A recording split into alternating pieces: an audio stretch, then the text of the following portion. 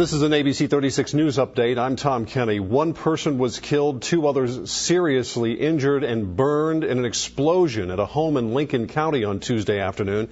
Police believe the homeowner, a licensed gun dealer, was trying to make ammunition when something went horribly wrong and triggered that explosion. The two burn victims ended up getting airlifted to UK hospital. ABC 36's Kate Slattery went to the scene. Here's her report from Lincoln County. Police say the explosion occurred just before 3:30 p.m. at a home off of Oak Street. Neighbors we spoke to said that the explosion could be heard and felt for miles. We heard a bang and a boom and everything shook.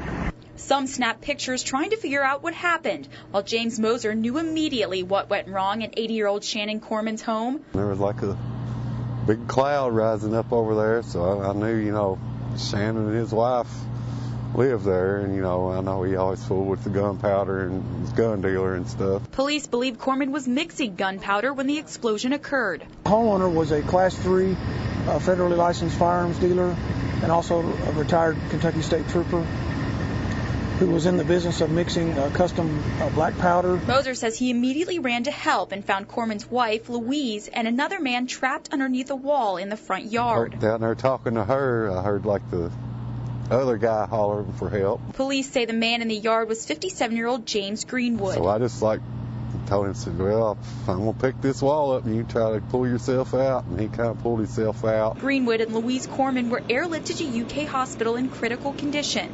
It was pretty graphic. One of his legs was pretty much mangled.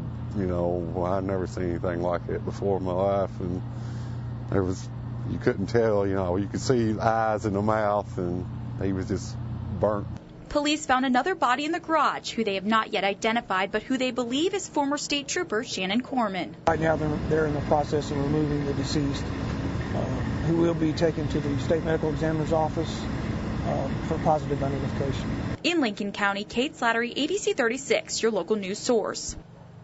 The exact cause of the explosion is still under investigation. The so-called Amanda Ross bill now on its way to a state Senate committee because the House voted unanimously Tuesday afternoon for a bill that would grant judges the power to order electronic monitoring of serious domestic violence offenders. That bill is named in honor of Amanda Ross. You see her mother there on the right.